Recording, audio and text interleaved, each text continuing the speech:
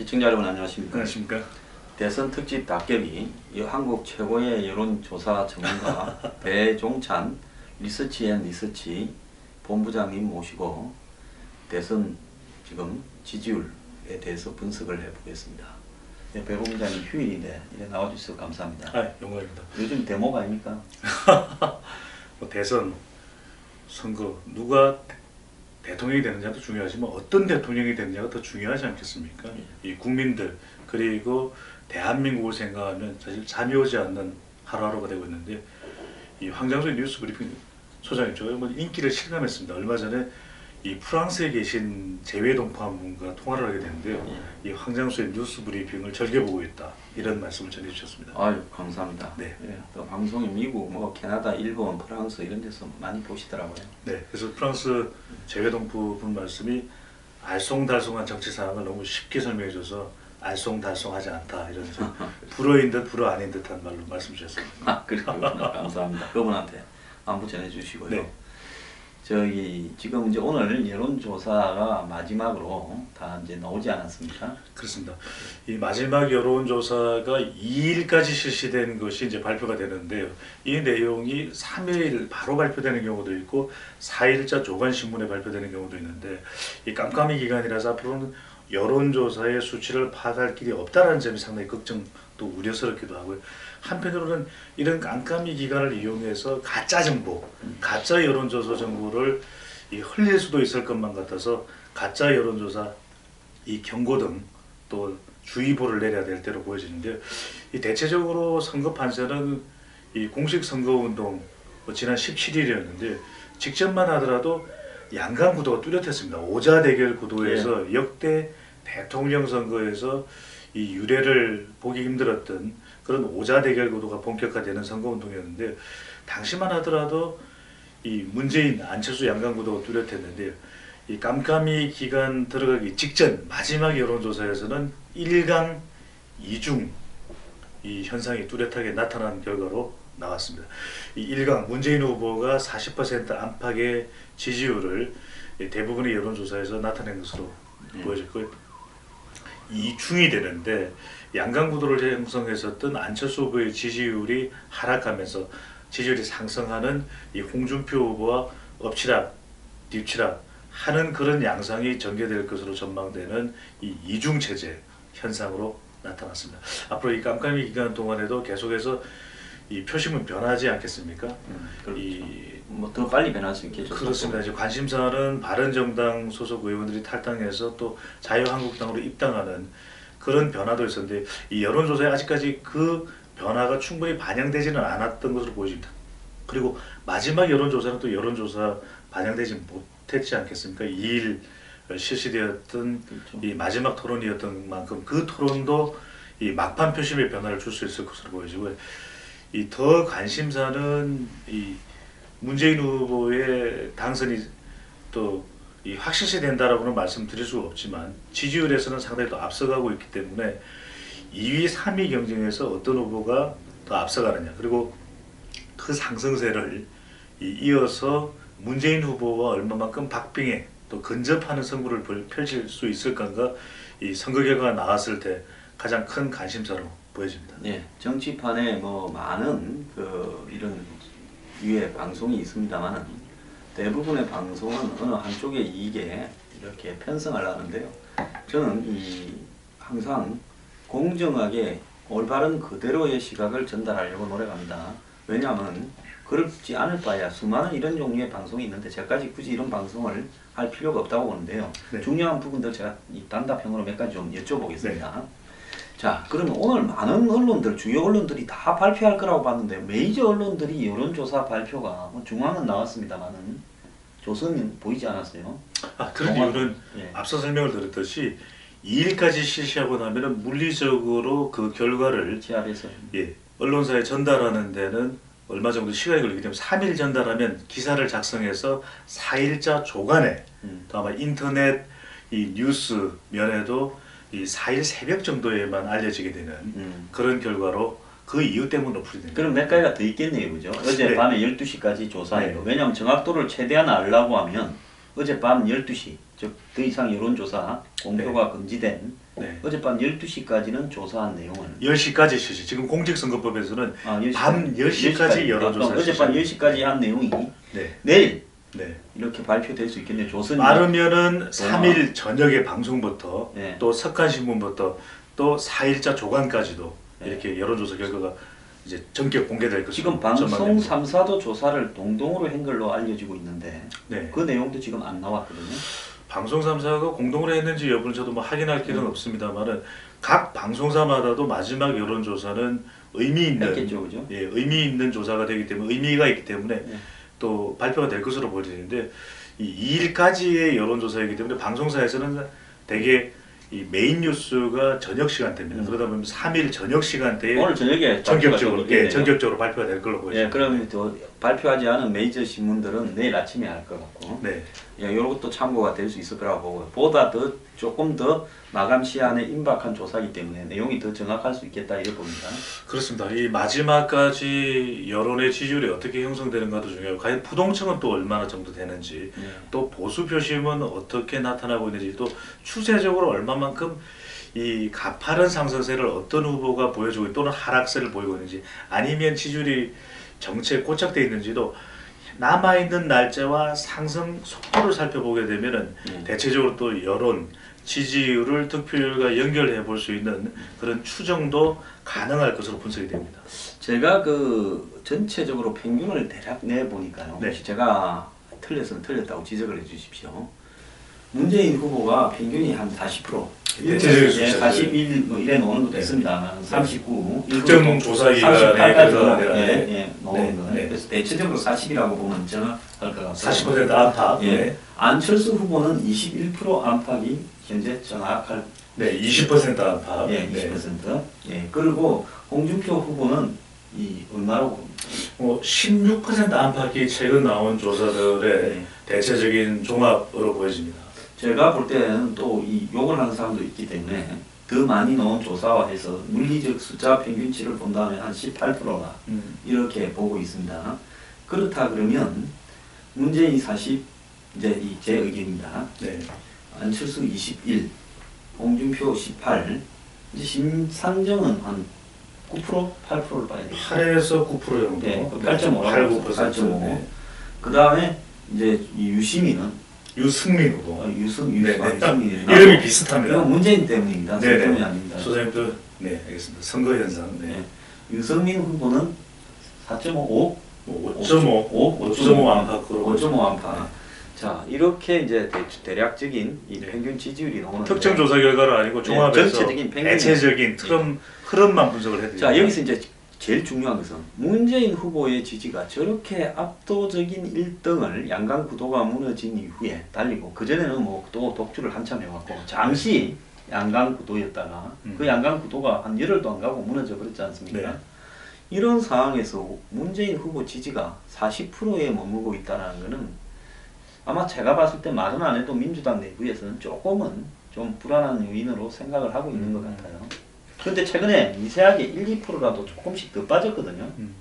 이 부분은 한때 한 4, 3까지 갔는데 지금은 다시 39, 8, 40 이래 나오거든요. 심상정 요인으로 심상정 봐야 요인이 될 것 크겠죠, 같고요. 그죠? 네.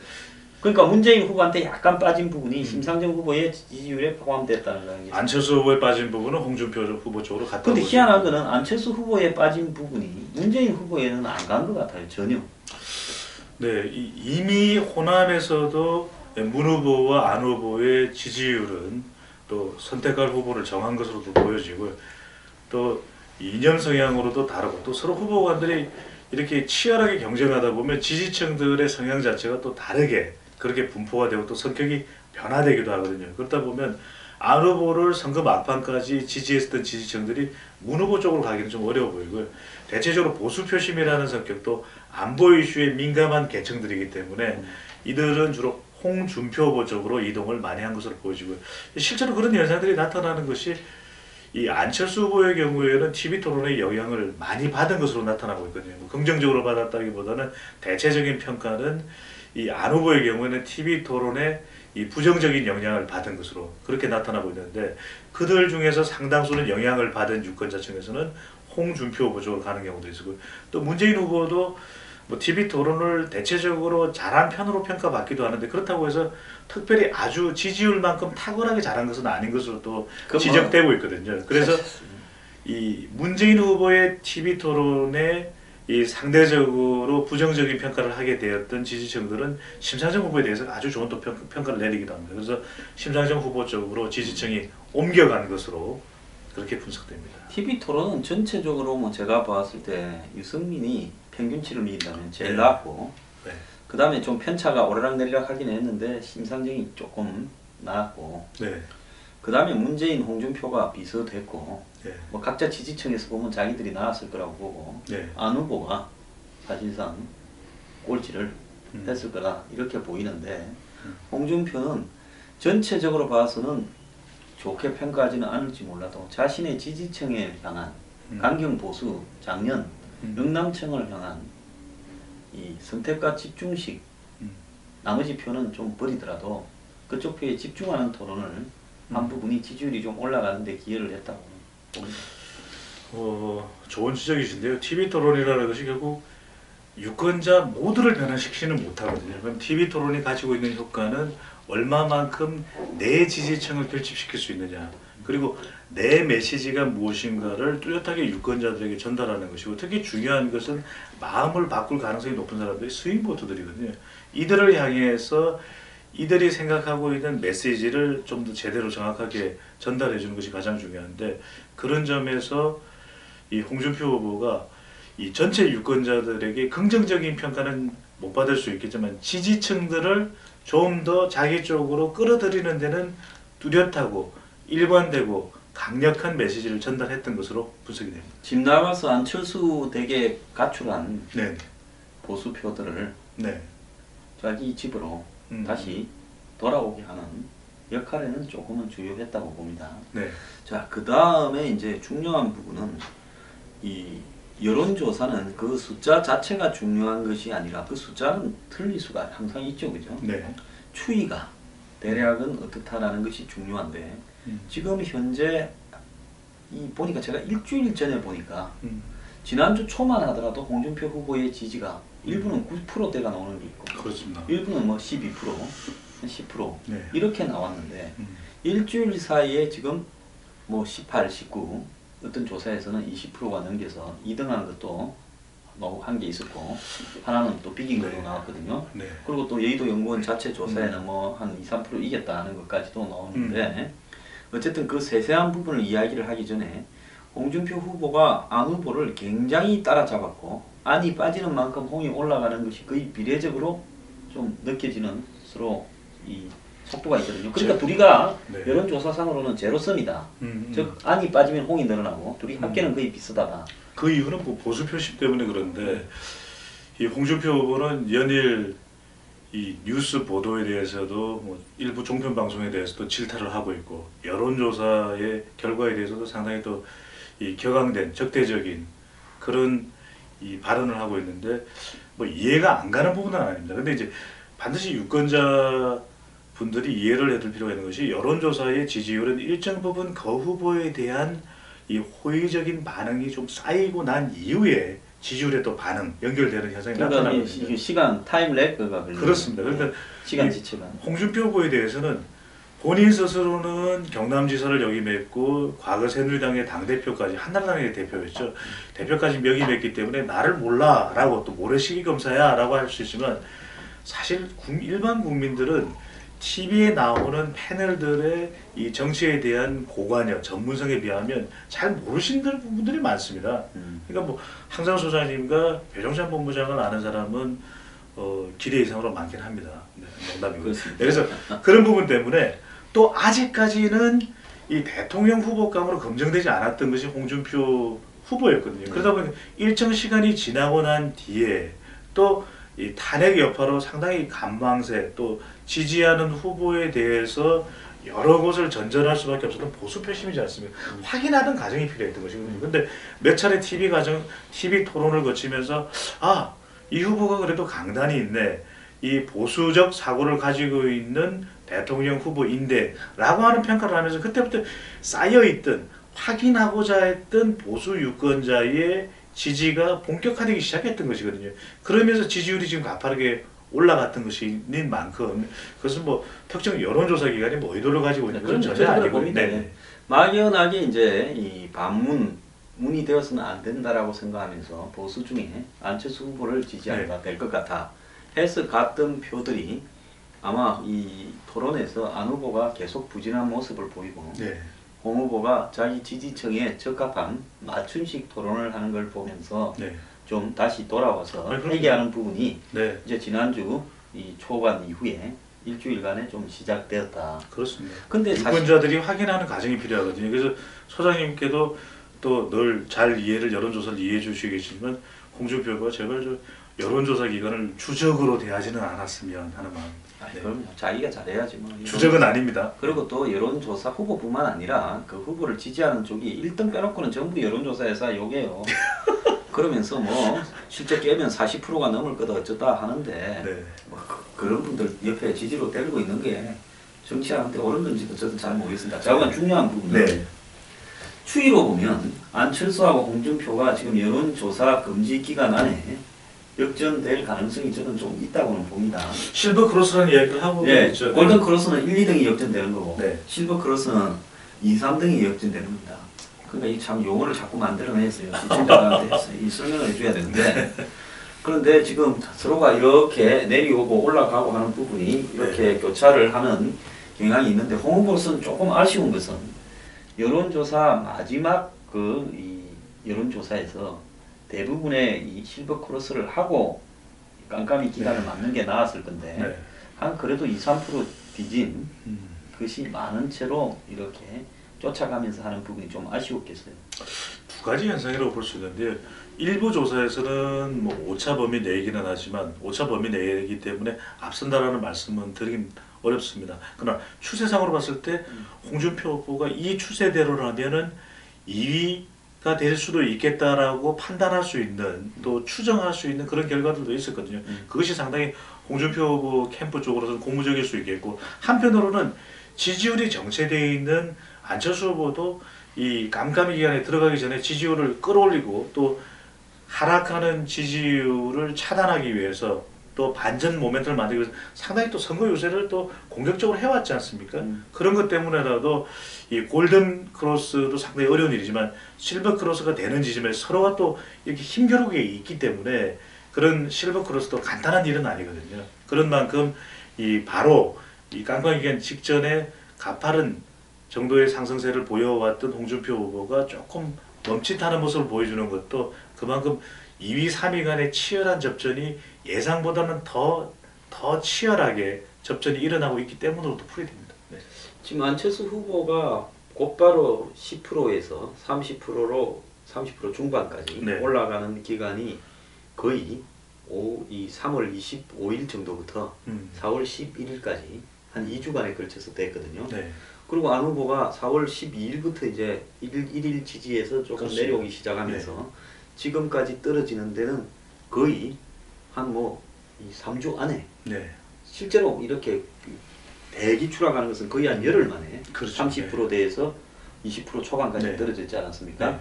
그래서 안 후보가 20% 이제 에서 19%이 사이에서 상당히 이제 조금은 빠질 지지들이 상당히 빠졌기 때문에 빠지는 속도가 조금은 늦어지고 있는 부분도 있죠. 그렇습니다.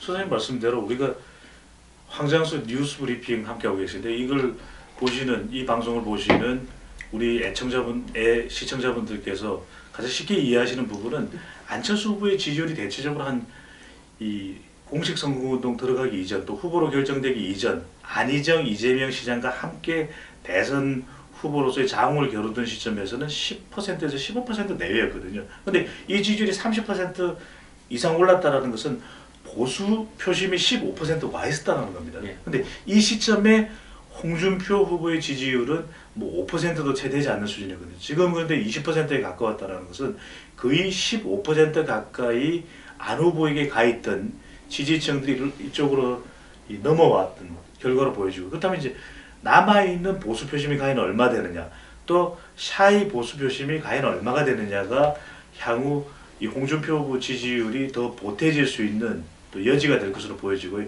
안철수 후보는 과연 이 지지율 정책 위기 국면에서 고비입니다. 과연 보수 표심을 다시 가져올 수 있는 묘안이 있느냐. 사실상 보수 표심을 가져온다는 것은 홍준표 후보의 지지율 하락을 의미하는 것인데 과연 지지율이 오르고 있는 상태의 홍준표 후보 지지율이 더군다나 자유한국당으로 이 바른정당 탈당 의원들까지 합류한 이 시점에 그게 과연 일어날 것인가, 이 부분이 의문으로 남습니다. 안 후보가 대략적으로 독자적으로 국민의당으로서 대선 후보 집계를 하기 시작한 뭐 작년 네. 이렇게 하반기부터 지지율을 쭉 보면 한때는 뭐 한 13, 14 이래 가다가 최악의 경우에는 뭐 8%, 7%까지 떨어진 적도 그렇습니다. 있었죠. 네네. 그래서 전체적으로 평균을 내면 안 후보가 대체적으로 지지율이 이렇게 평균적으로 머물렀던 부분은 한 11, 12 이 정도가 네. 평균 지지율일 거라고 봅니다.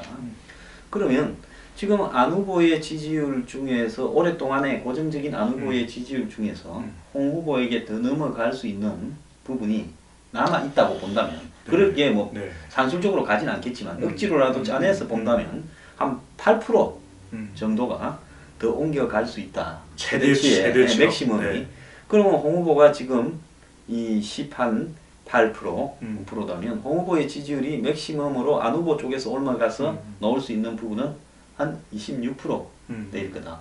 그 부분은 지난 대선에 2007년 대선에 여권이 괴멸될 때 노정근이 정동영 후보가 얻었던 지지율이 26.2와 유사하고 그래서 이제 정동영 외에 남은 당시 야권 진영이 문국현 5.8, 그 다음에 권영길이 3.5, 그렇게 합치면 이제 10% 정도 더 얹어서 뭐 이인재 후보도 야권이었을 때 당시 야권 성향이었으니까 36이 맥시멈이었다. 그러면 홍 후보가 지금 이 얻는 지지율이 올라갈 수 있는 부분이 저는 개인적으로는 홍 후보가 여론조사 금지 기간 안에 안 후보를 실버 크로스는 충분히 할 거라고 봅니다. 그런데 홍 후보의 지지율이 어디까지 이제 올라갈 수 있을 것이냐. 네. 처음에는 그 지지율이 좀 쉽게 오다가 나중에는 올라가는 속도가 좀 느려지지 않겠습니까? 그래서 이제 그런 부분이 이제 최종 관건인데 여기서 이제 이 마지막으로 간단히 좀 언급을 해보겠습니다. 유승민 후보하고 심상정 후보는 지금 나오고 있는 수치가 거의 맥시멈 같죠? 지지율이라는 것은 여론조사에서 100% 연령대별로 다 투표했을 때를 의미하는 것이고요. 지역도 마찬가지고. 그러나 실제 지역별로 또 세대별로 투표율이 다릅니다. 그러다 보면 지금의 여론조사는 TV 토론에서 인기가 상당히 또 반영되어 있기 때문에 실제 투표율이 될 수도 있지만 실제 또 투표장에 가면은 그 투표하는 사람들이 이 지지율이 그래도 상대적으로 높은 당선 가능성이 높은 사람들을 또 이 투표하려고 하는 그런 이 태도가 또 나타나거든요. 그렇기 때문에 실질적으로 이 정도의 득표가 될지는 모르겠지만 근접한 득표율이 된다고 했을 때는 뭐 심상정 후보도 적어도 뭐 7, 8%의 득표, 또 이 유승민 후보도 적어도 4, 5%의 득표 정도는 가능할 걸로 보이는데 지금의 이 여론조사보다도 훨씬 뛰어넘는 이 득표가 될지는 글쎄 그건 과거에 우리가 여러 사례들을 분석해 보면 쉽지만은 않은 걸로 보입니다. 선두에서 벗어난 후보가 네. 지지율이 올라가는 경우는 별로 없었습니다. 자, 1부는 마지막 여론조사의 추세와 향후 전망을 좀 해봤고요. 이제 2부 시작하겠습니다.